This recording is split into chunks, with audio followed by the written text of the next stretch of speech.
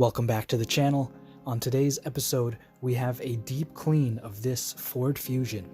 This is a 2015 model year car, and it's a daily driver for an entire family that shares the car, so it has a lot of built up dust and dirt in it. This is the first time it's ever being professionally detailed. As you guys can see here from these before videos, there's a lot of work to be done. Thankfully, I have a process set up, and this is one of my regular customers, so they gave me a little bit of leeway on the time. I wasn't rushing myself this time. Stick around, watch until the end. There's some really satisfying vacuuming under these seats. I find some crazy stuff, spilled food and debris, and then later on we have some really satisfying steam cleaning clips, so watch until the end. This is Baseline Fresh.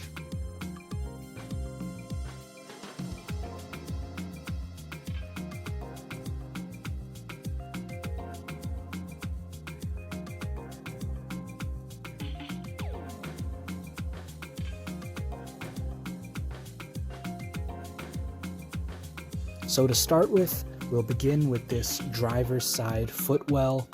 You can see here, I pulled out the rubber mats and I pulled out the carpeted mat that's usually there where your feet rest. Where on the bare carpet here, that's been filled with pebbles and rocks and debris. Jumping in here, it's always so fun. Seeing the difference in just a quick couple swipes, you can see a massive improvement in this carpet. When I'm working on carpets like this, I'll usually have a medium bristle hand brush, a toothbrush for the edges and the hard to reach areas, and I'll also have a drill brush. Usually you should be using the white or the green style drill brush if you need a little bit of a harsher, more stiffer brush. And then also I have my trusty shop vac.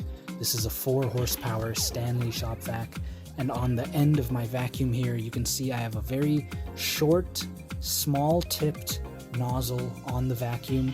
It allows more suction when that end piece is a little more like a slit rather than a hole. It has more suction power, and it also has a flexible body so that I can get under and around corners and into areas that are usually difficult. This thing will squeeze in there and also give me a little bit of flex so I can get the best position. As you can see here, I went first with just a quick vacuum, and then once the majority of it is gone, I'll go into these corners and edges with my drill brush, pull up a lot more debris. It's good to follow your drill brush with your vacuum so that you're instantly sucking up any debris that might be flying around, and you're not kicking up that much dust in the air. It's all being immediately removed from the carpet and then sucked into the vacuum. If you need to go near seat railings or underneath in the edges between the center console and the seat, you can use a toothbrush or some sort of wire brush that's a little bit more flexible and lets you get into those areas with some more finesse. Spending a little extra time along the edges of where the carpet or the rubber mat might sit. Obviously, underneath the rubber mat is not really going to be dirty because it's covered, but most of that dust is going to line the edges. So spend a little extra time, put some elbow grease in there. Clients might drop food or lose items there, small things that might, get lost over time.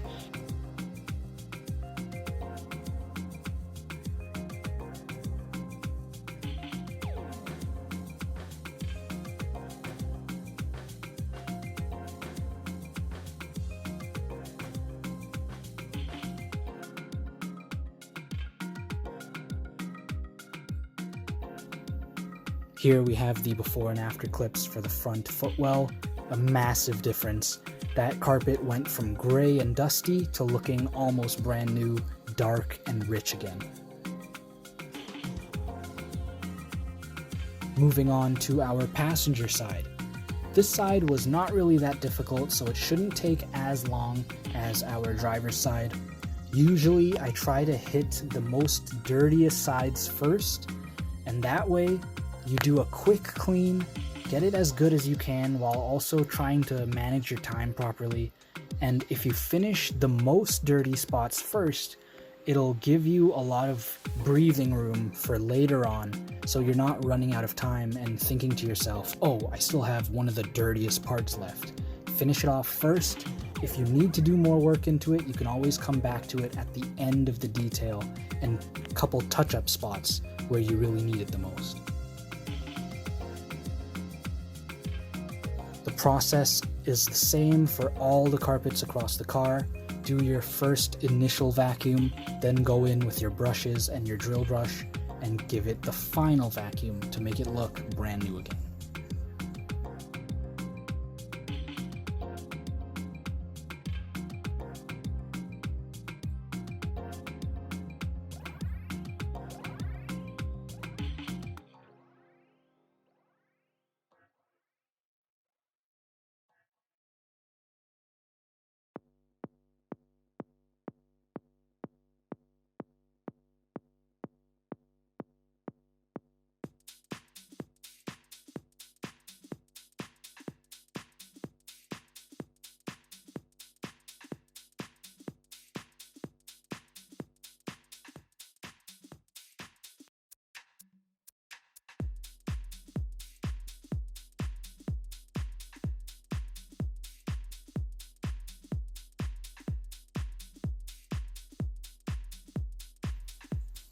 When you're dealing with cleaning underneath the seats, along the railings, and in places where there might be AC lines or the seat warmer electrical cords or just those plastic bits that are underneath the seats that help airflow, it's really difficult to get into small corners and the edges.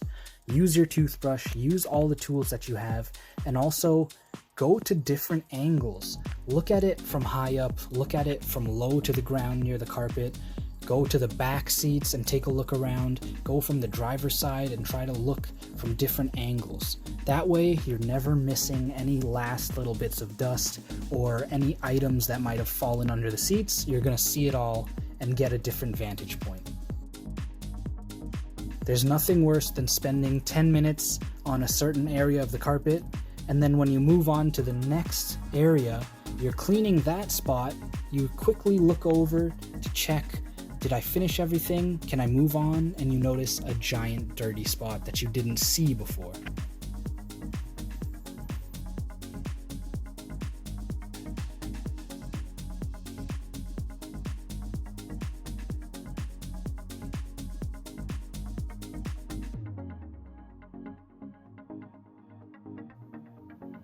With the front end of the vehicle all done, we can move on to these back seats.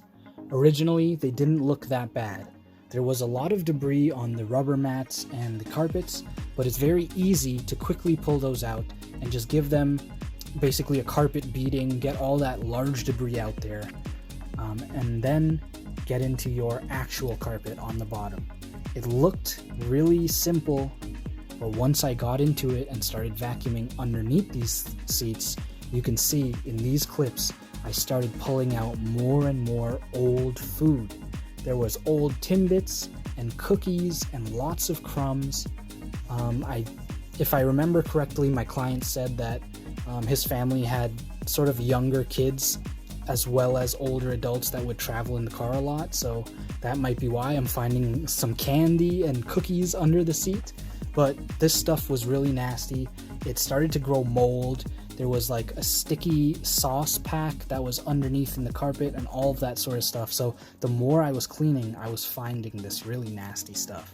But of course, my job here is to make sure all of it looks brand new again.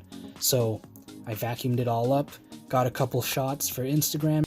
If I was finding a lot of moldy food, I would go back to the client and tell them, hey man, you didn't really ask me for this specific service. I'm just doing a basic vacuum and interior clean, and here I am finding moldy stuff, or I'm realizing that the job is going to take a little bit more effort. So sometimes you do have to go back and have a discussion with your client.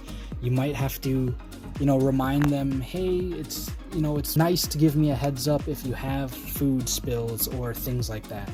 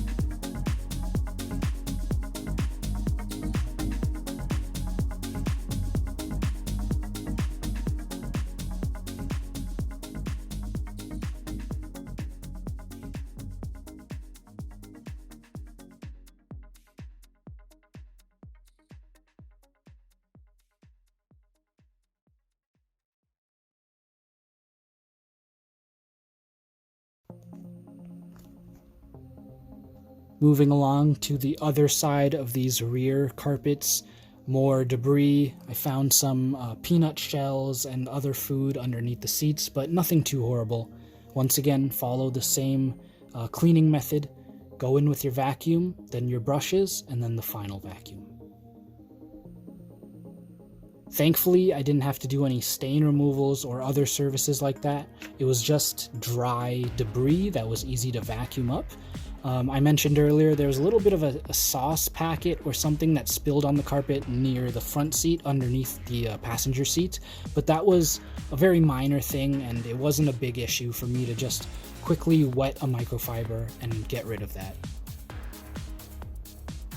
Once we finished with our carpet vacuum, which was a large majority of time of this interior detail, we can move on to doing the seats and then the center console and moving on to our steam clean.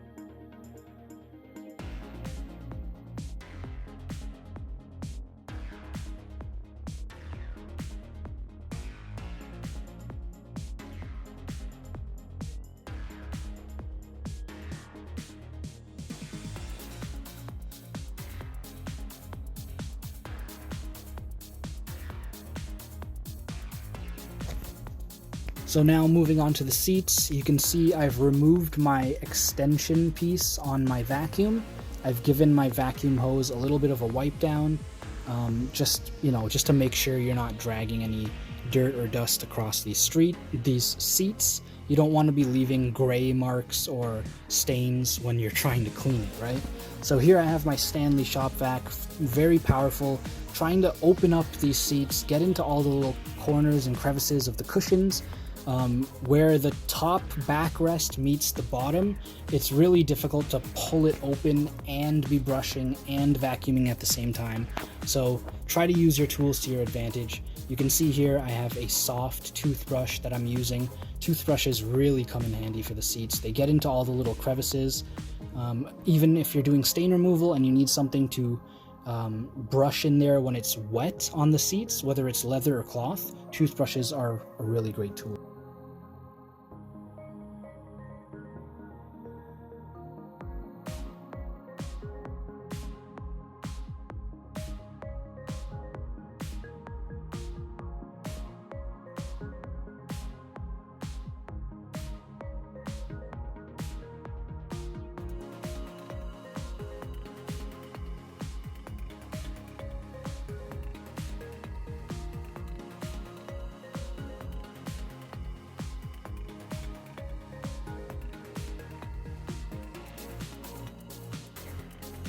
So as we make our way to the end here, we've vacuumed the carpets thoroughly, we've vacuumed the seats.